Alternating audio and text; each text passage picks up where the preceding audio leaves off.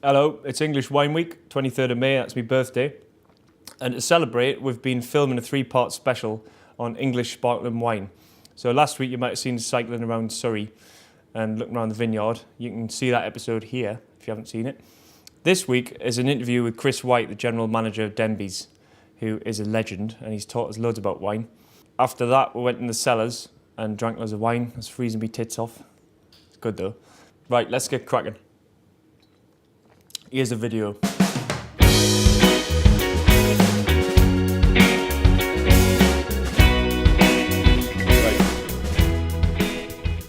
We're here at Denbies Vineyard with Chris, the main man, and it's English Sparkling Wine Week, so I thought I'd have a sit down, ask a few questions, and hopefully find out a bit more about this amazing landscape that we find ourselves in here, which is Surrey. So what's significant about this area in terms of terroir? Well, it's the North and South Downs of England. Millions of years ago, when the continent was joined, it was all joined to the Champagne region of France. So we have exactly the same soil structure as the Champagne region of France, all the chalky soils, which is ideal for vine growth and for producing sparkling wines in particular. It's a fractured porous rock, so it doesn't. The feet of the vines aren't in water. Good drainage, isn't it? Absolutely, and it sucks up the nutrients it needs for that style of wine. So we're only sort of down the road basically from Champagne.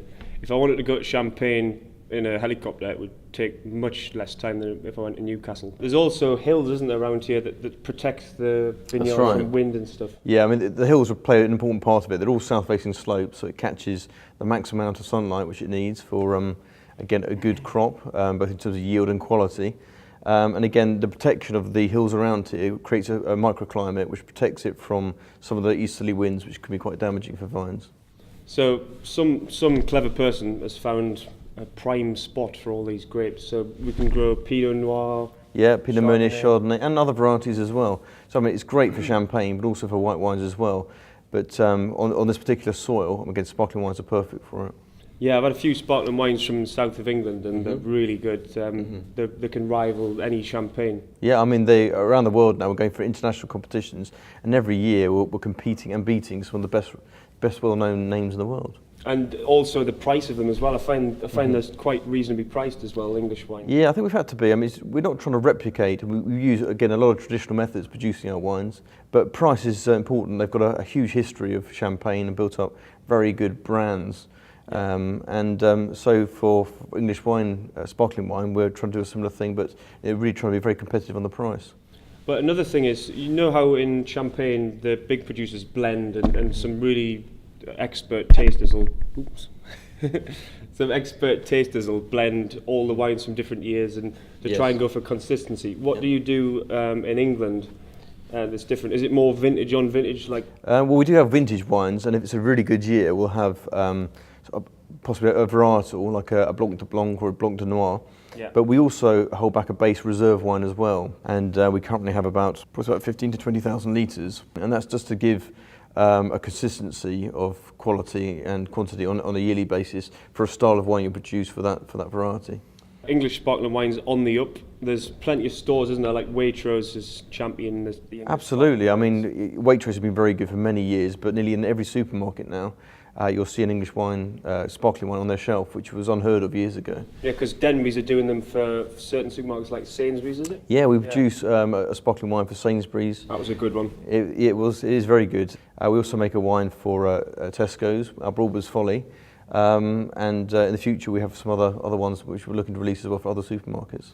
So I've seen that some of the other vineyards are having like cooperative growing, so there's lots of parcels of vines and lots of people looking after them. Is this vineyard's very big, isn't it? It is. It's the biggest one. It is. You don't really need to do that. Well, years ago, 20 years ago when we first started, we didn't have that option to start buying in from other people, and to give us the economies of scale which they have in Champagne and the rest of the world, basically, to reduce that price of the wine, we had to have a big vineyard to buy a lot of that equipment ourselves. We couldn't swap and borrow or act as a cooperative.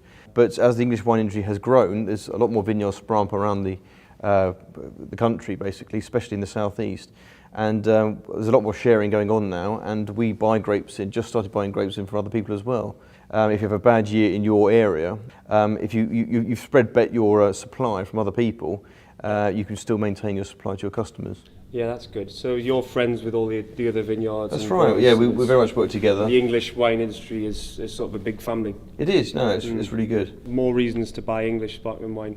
So English Wine Producers website is really a handy resource. You can find out all the information on there. And why not pay your local vineyard a visit and try some of the wines? It's on your doorstep, and a lot of people don't realise that they have a vineyard on their doorstep. There's about 400 vineyards, and and English Wine Week is all about exposing to the customer what's on their doorstep. So more marketing, more famous people drinking it. Definitely, yeah. Start putting it in the hip-hop clubs with Jay-Z. Next time I see Jay-Z or Kanye, I'll be like, you want to try this wine? Much better than Cristal. I've been saying that for years. So what sort of machinery and equipment do you use here at Denbies? We use a lot of, dare I say, I hate the pun, state-of-the-art equipment, but when we can't afford some of the real high-tech equipment, again, we do share and borrow and bring in expertise from elsewhere.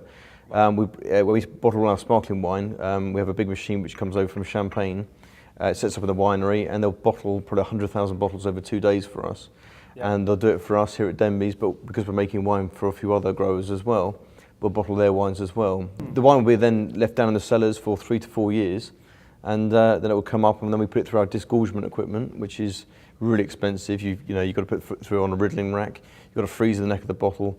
It's a really complicated process, but it's what makes it so special. So we're going to discuss that later, the Champagne-Ardenne method, because that's really important for all the nice bready, biscuity flavours. Because in France they've got these guys, and their job is to go around all the bottles and go like this. So now that I've finished my cup of tea, I think I'm going to go and try some wine. So thanks, Chris. It's a pleasure, nice to see you. Been lovely, and I'll be back in the summer when all the vines are growing and Brilliant. Have a look at the grapes and stuff. Great. Do a bit of cycling.